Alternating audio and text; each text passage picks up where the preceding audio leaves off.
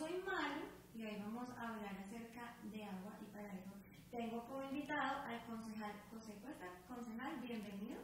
Muchísimas gracias por la invitación. Aquí, gracias por habernos invitado.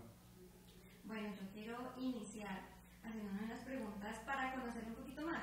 Y es, por ejemplo, ¿qué hace usted en sus tiempos libres cuando no está trabajando acá en el Consejo de Política? Bueno, leo mucho, voy mucho a cinearte, ¿no? Okay, Pero fundamentalmente leo mucho. Leo, o sea, cuando tengo la oportunidad de estar fuera de la actividad del Consejo, me concentro en lecturas que me interesan a mí, por fuera pues del tema institucional, pues que sobra decir que también el trabajo institucional del Consejo le implica a uno leer una cantidad enorme de información, pues propia del quehacer y del oficio del Consejo. Pero cuando tengo tiempos de asueto, venimos ahora de un tiempo de esa naturaleza, pues me interesa explorar el mundo de la literatura, del arte, de la filosofía, pues porque además vengo de ese mundo. Yo estudié filosofía, fui docente universitario durante mucho tiempo y la filosofía es un tema que siempre me está acompañando. ¿qué lo apasiona? ¿Qué lo mueve en su vida? La lucha por transformar el entorno de la vida pública de Bogotá y de los colombianos. Hago honor a ser parte de la bancada del Pacto Histórico. Crecí en un país profundamente desigual, profundamente inequitativo. Y a propósito del agua, por ejemplo, hay ahí un tema que me está llamando la atención y es el nivel de coeficiente de Gini con relación al tema del agua. Dicen los expertos, por ejemplo, que la tasa de desigualdad en materia de agua potable en Colombia es superior a la tasa de inequidad con relación a la propiedad sobre la tierra. Y luego que leí eso, estaba interesado en desentrañar algo que me ronda la cabeza en estos días, y es la relación directa que puede haber entre inequidad hídrica e inequidad sobre propiedad de la tierra, porque mucho me late que al final voy a encontrar una relación directa entre quienes son los dueños de la tierra fértil en Colombia, que es el 1,4% de los mismos. Imagínense ese mapa de inequidad. El 1,4% de los propietarios de la tierra son los dueños del 70% de la tierra fértil. Para que la tierra sea fértil, que es un poco lo que estoy tratando de indagar, se necesita acceso al agua.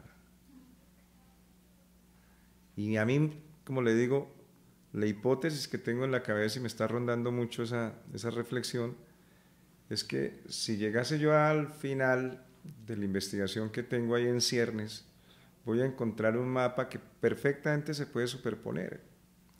Y es que los mismos dueños acaparadores del agua potable en Colombia son los mismos dueños de las tierras fértiles en Colombia. ¿Qué significa inequidad hídrica en Colombia? Voy a dar un ejemplo muy concreto. Que los sectores populares, los sectores más pobres de la ciudad o de la sociedad colombiana, tienen menos acceso a una cantidad necesaria y suficiente de agua potable con relación al uso y al consumo y al control que tienen los sectores plutocráticos de la sociedad colombiana con relación al agua potable. Eso tiene mucho que ver con Bogotá.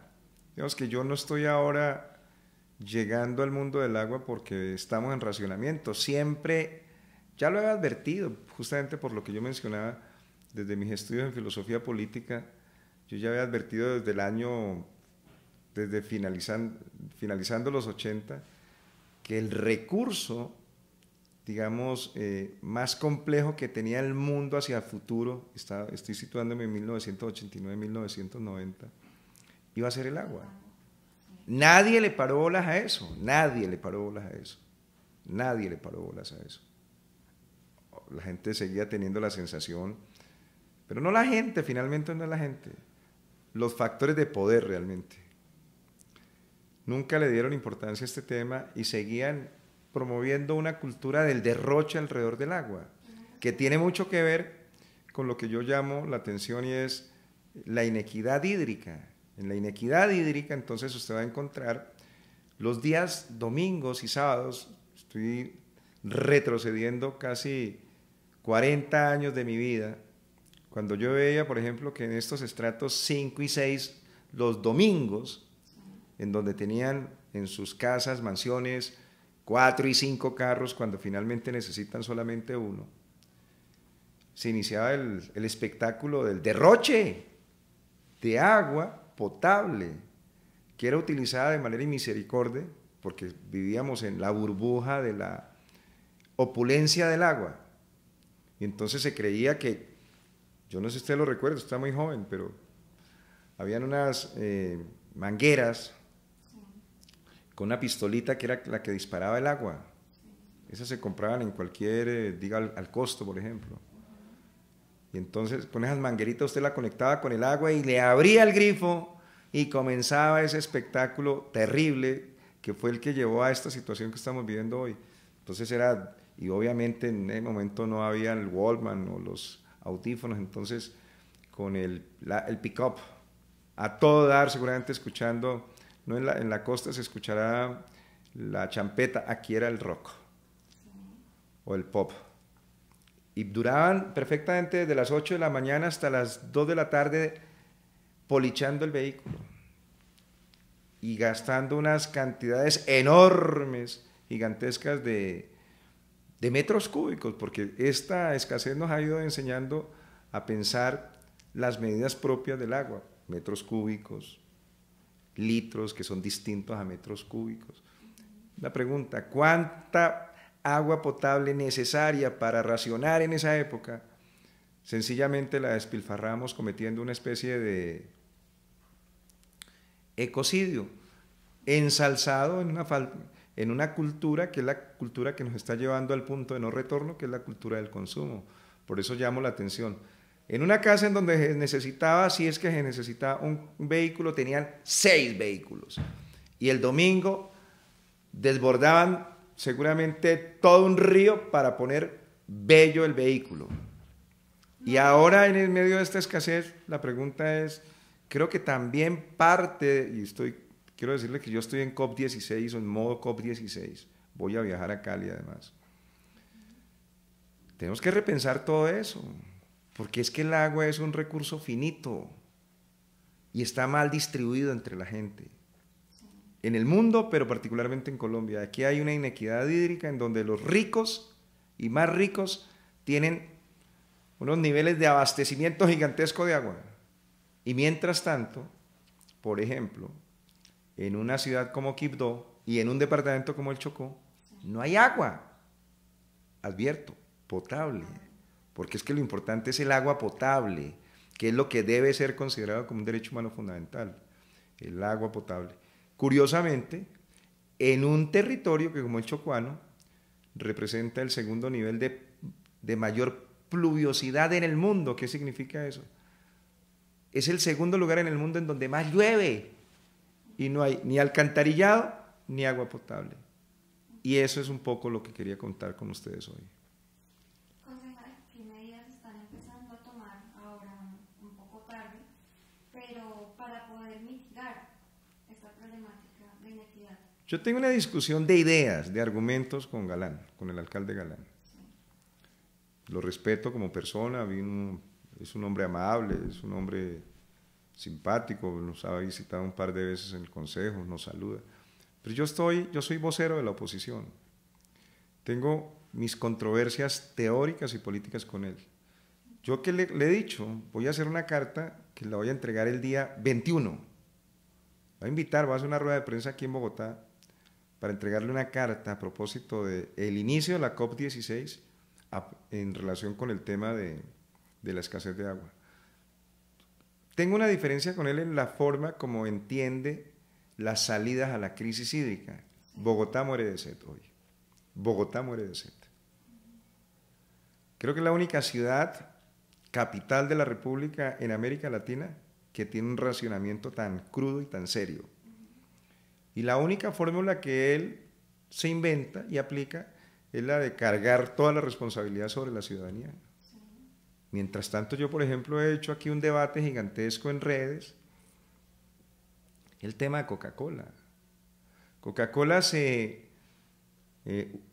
gasta 256 millones de litros, exactamente en el borde entre Bogotá y Cundinamarca, porque es en el municipio de La Calera, en la quebrada San Lorenzo, y le paga al municipio de La Calera por 256 millones de litros al año, le paga al municipio en su momento 607.000 pesos.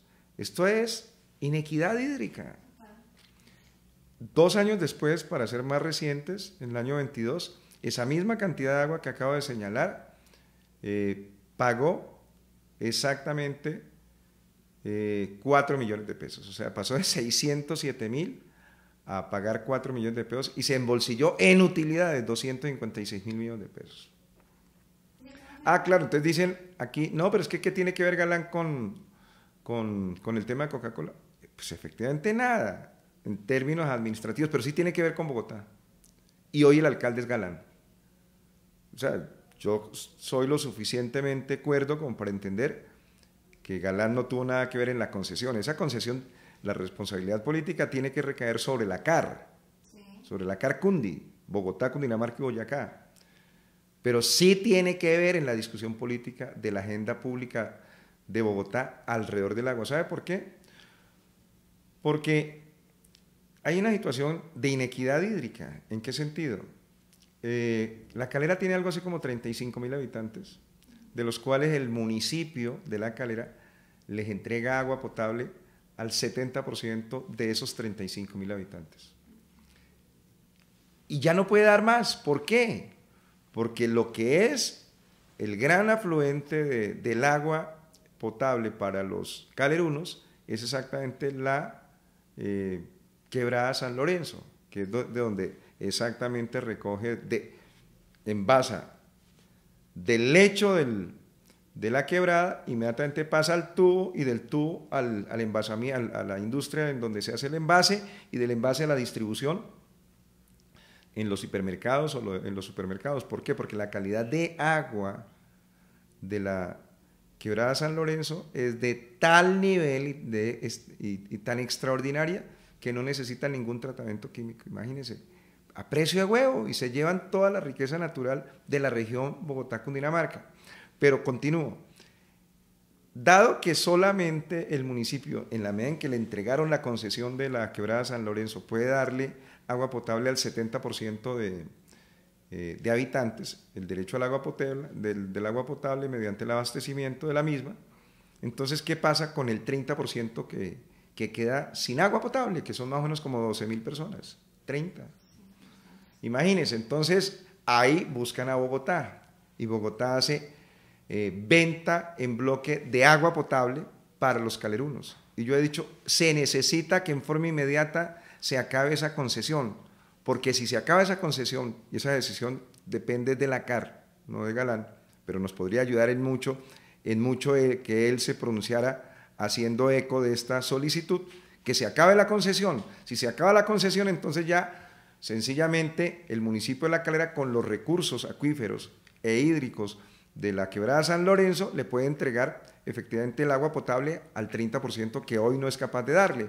Si le entrega agua potable al 30% de los calerunos, inmediatamente nos liberan a los bogotanos de un 30% de necesidad de entregar con recursos del agua nuestra, agua a los calerunos. ¿Y qué podríamos hacer nosotros? Redistribuirla y redestinarla para que se pueda, por ejemplo, mitigar la intensidad del racionamiento. Ese es exactamente el planteamiento que voy a llevar a la COP16, porque creo que en momentos de crisis climática como la que está viviendo la ciudad de Bogotá, se necesita racionalizar los recursos. Entonces, no por entregarle a esta multinacional de Coca-Cola los recursos naturales nuestros, entonces nosotros tengamos que estar viviendo con mayores niveles de afugia y sacrificio en materia de acceso al agua potable por parte de los bogotanos, como lo acabo de demostrar. Pues, Mari, ¿cómo ve el futuro del recurso hídrico en Bogotá a un mediano plazo? Bueno, esa es la otra propuesta que voy a formularle. El alcalde no ha querido entender que nosotros, yo no sé si lo sepan las personas que nos ven y nos escuchan en este, ¿cómo es que se llama? En este podcast. En este podcast lo que quiero contarle a las personas que nos están oyendo es que Bogotá dejó de tener autonomía hídrica desde el año 39. ¿Sabía eso? Desde el año 39, cuando Bogotá no tenía 400.000 habitantes, no tenía 400.000 habitantes. Ya el ingeniero Wiesner, que es bastante reconocido, por eso una de las plantas se llama Wiesner, empezó a hacer, era un hombre que le cabía el mundo en la cabeza. Dijo, ya es absolutamente necesario que Bogotá se ponga en la tarea de rediseñar la fórmula y el modelo de cómo va a abastecer los habitantes que van a seguir llegando a Bogotá. Y pasamos del 39 al año 90 y en un abrir y cerrar de ojos ya no éramos 400.000 habitantes, sino que ya éramos 8 millones, hoy somos 10 millones de habitantes. Entonces empezó con la misión Wiesner, que se llama así, por allá sobre el 39, pasaron exactamente como 40 años para lograr finalmente que se aprobara Chingaza 1. Y Chingaza 1 es una cosa que hay que contársela a la gente. Voy a decirlo. Y eso tiene que ver con inequidad hídrica. Entonces los bogotanos, de alguna manera de una posición dominante, medio reyes, medio príncipes y medio monarcas, decidimos quitarle el agua a los llanos orientales, no sé si lo sepan. Claro, porque entonces le torcimos el cuello al río Guatiquía. Nosotros dependíamos un poco, para que se me entienda, hasta el año, digamos, 60, porque en el 39 hay la alerta roja que hace Wiesner, el ingeniero Wiesner, pero esto se viene a concretar en 1982 con Chingaza 1. Y con Chingaza 1 es un poco hacerle caso a la recomendación de Wiesner, que no creo que estuviera interesado en quitarle el agua a la gente de los llanos orientales, pero dijo, ojo, nosotros ya estamos, digamos, moviéndonos con el testigo rojo, llamémoslo así, no hay agua para más gente aquí, y empiezan a construir el proyecto, y se les dio, también desde una visión absolutamente desarrollista, creer que era absolutamente dable y justificable ir a quitarles el agua en este caso a la gente de los llanos orientales, porque se hizo una maniobra hidráulica, se llama así técnicamente, con el río Guatiquía, y entonces pasamos de depender de los recursos hídricos de la cuenca del Magdalena, o la cuenca andina o la cuenca del Magdalena, y empezamos a depender de la cuenca de la Orinoquía. ¿Y cómo se hace eso? Porque el Guatiquía no viene para acá. Por eso yo hablo de maniobra hidráulica. Ellos tienen el agua es un ser vivo. Sí. Y el agua tiene una memoria y siempre sigue su curso y siempre recupera su lecho. Es muy medio poético, pero realmente cierto. Guatiquía no venía para acá. Mediante la ciencia, la técnica, la tecnología, a nombre del progreso y del desarrollo, le torcieron el curso al cauce mediante una maniobra hidráulica. Es como que este es el río Guatiquía, le torcieron el cuello para que mirara para Bogotá. Sí. Y empezamos a hurtarle así elementalmente el agua de los llanos orientales, no solamente de los seres humanos, sino también de la fauna y la flora, para que llegase a honrarnos y a entregarnos los recursos necesarios con los cuales hemos estado viviendo ahora. Pero ya no son suficientes, ¿sabía? Cuando usted me pregunta, ¿y el futuro del agua? Pero el futuro del agua es absolutamente complejo, gris, porque entonces ahora nosotros necesitamos no solamente de la cuenca de la Orinoquía, sino de la cuenca de la Amazonía, que es otro cuento además maravilloso, y es cómo nosotros dependemos, cómo logramos nosotros abastecernos de agua potable hoy. Dependemos, entre otras cosas, de la cuenca de la Orinoquía, que ya lo mencioné, más los ríos voladores, que es una cosa que pareciese mágica. ¿Ríos voladores? ¿Cómo es eso? Entonces nosotros dependemos de la cuenca de la Amazonía, de la Amazonía. Y entonces esa Amazonía, el presidente Petro tiene la razón. Si muere la Amazonía, muere la humanidad. Es más o menos la analogía con Gaza. Si muere la humanidad en Gaza, muere la humanidad. En el caso, por ejemplo, ambiental, ecosistémico y ecopolítico del Amazonas es muy evidente. Es maravilloso. Al principio, yo decía, pues esta cosa, ¿cómo se entiende? Esto me parece más bien una clase de mito y rito. No era mitología. Usted sabe muy bien que hay un ecosistema que es el amazónico, con millones de individuos arbóreos, pero son verdaderamente árboles gigantescos, puede ser de 100 metros, gigantescos, damas y caballeros, llamémoslo así, porque pues, se habla de individuos arbóreos, pues entonces damas y caballeros de semejante tamaño, árboles, femeninos y masculinos, llamémoslo así.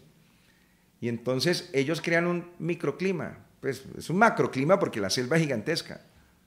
Si no hacemos lo necesario, la van a volver diminuta porque la están todo el tiempo deforestando. Entonces allá permanentemente llueve. Y entonces las copas de semejantes individuos arbóreos son verdaderas piscinas y recogen el agua cuando llueve. Y entonces ahí van almacenando, pues porque son millones de individuos arbóreos. Entonces es una cantidad gigantesca de agua. Y cuando hay un momento de transición, por ejemplo, en el clima, comienzan los vientos, que se denominan sistemas de transporte hídrico, sistemas de transporte atmosférico de naturaleza hídrica, que el agua arriba, cuando hay un momento de sol, pues obviamente está evaporada. Entonces, la recogen, luego se evapora, y entonces los vientos hacen transporte atmosférico de agua. Y esos ríos voladores, es lo que se denomina ríos voladores, cuando pasan del estado líquido, que se concentra arriba en las piscinas, que son las copas de los árboles, y luego va a estado gaseoso, está en la atmósfera, y la atmósfera se convierte, digamos, en una especie de metro, llamémoslo así, y hace transporte atmosférico de toda esa cantidad de agua, y termina depositando por la relación ecosistémica y de conectividad ecosistémica en el páramo de Chingaza. Cuando está lloviendo en el páramo de Chingaza, está lloviendo básicamente los ríos voladores que se descargan ahí. Y entonces el gran inconveniente es que en estos momentos hay unos procesos reales de deforestación. Y entonces, si muere el Amazonas, los primeros que vamos a llevar del bulto somos nosotros. ¿De dónde vamos a sacar agua? Yo estoy haciendo una propuesta para que lo sepan. Al alcalde Galán. Es completamente herética. Y si se le quiere dar un nombre así rimbombante para que se me entienda, es absolutamente subversiva desde el punto de vista jurídico. Porque nosotros tenemos un estatuto orgánico, que es el Estatuto Orgánico, Decreto Ley 1421, que es el Estatuto Orgánico de Bogotá, que dice que todas las inversiones que nosotros podemos hacer tienen que ser sobre el territorio. Y mi pregunta al Estatuto Orgánico de Bogotá es, ¿y cómo podemos cultivar agua si nosotros, el agua de Bogotá, depende de la Amazonía y de la Orinoquía? Y entonces ahí hay una propuesta jurídicamente y políticamente muy audaz, que es la que yo le voy a formular al alcalde Galán. Invierta recursos del distrito en la Amazonía. Oiga, pero es que eso es violatorio de la ley, pero es la realidad. Porque si nosotros no invertimos recursos de Bogotá en la Amazonía, no vamos a tener agua necesaria para poder garantizar el derecho humano fundamental de los bogotanos al agua potable. Por eso estoy diciendo, mira, ahí hay una figura que se llaman los bonos de carbono. Si aquí tuviesen ambición, esto surge porque usted me preguntó, ¿qué está haciendo el alcalde Galán frente a este tema? Pues la verdad no está haciendo nada distinto a desarrollar políticas de lo mismo. Entonces, cultura ciudadana y descargar la responsabilidad sobre la ciudadanía, porque no hace una cosa novedosa. Cómprese 500.000 millones de pesos, por ejemplo, en bonos de carbono. ¿Qué significa eso? Frenar la deforestación y sembrar cantidad enorme de árboles que adelanten procesos de restauración ecosistémica de la selva para lo que yo llamo, esto lo aprendí en un viaje que hice a Bolivia hace como un par de meses atrás. Los indígenas aymaras y los indígenas también peruanos están trabajando una política muy interesante que se llama cultura de cultivar agua. ¿Cómo se cultiva agua? En este caso, siembre 500.000 millones de pesos en bonos de carbono en el Amazonas y tenga la seguridad que Bogotá va a tener hacia futuro posibilidades de recoger los sembradíos del agua que se cultivan en el Amazonas. Bueno, muy interesante, concejal. Muchísimas gracias por habernos acompañado hablando de este tema que en realidad a todos los bogotanos nos concierne. Muchas gracias a usted.